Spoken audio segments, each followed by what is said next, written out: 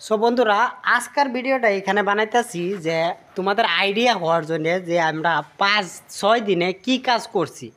তো চলো ভিডিওটা স্টার্ট করি, কতগুলা কাজ করছি। ওকে, সো বন্ধুরা, এই যে যে দেখতে পাচ্ছ গাতা, এই গাতাটা দেখতে পাচ্ছ, এই ওয়াল থেকে ওই ওয়াল পর্যন্ত কিন্তু একদিনেই হয়। এখানে কিন্তু লাইট লুট কিছু নাই, লাইন চাইন হয়নি।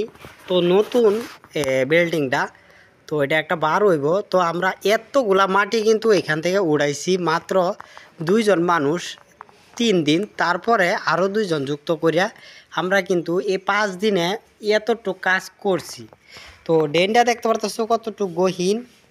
তো লাম্বাটা বলতে গেলে 22-24 হাত হইব।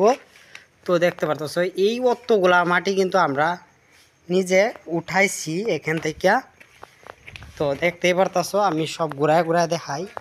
পাইপলাইন হইব এইসব কিন্তু পাইপলাইনের কাজ।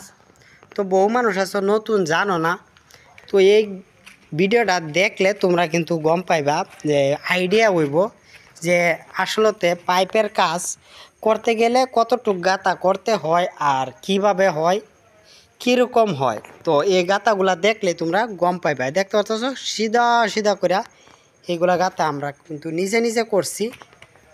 তো এই যে দেখতে পাচ্ছ, তো মানুষের দেখলে বলবো কি বড় বিল্ডিং হবে, এই জন্যে নাকি বিমের না, এগুলা কিন্তু পাইপলাইন। দেখতে পাচ্ছ।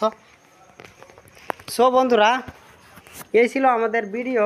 তো ভিডিওটা বেশি করে শেয়ার করে দিবা আর চ্যানেলটা সাবস্ক্রাইব করে নেবা। RS blog. Bye bye all, খুদা হাফিজ।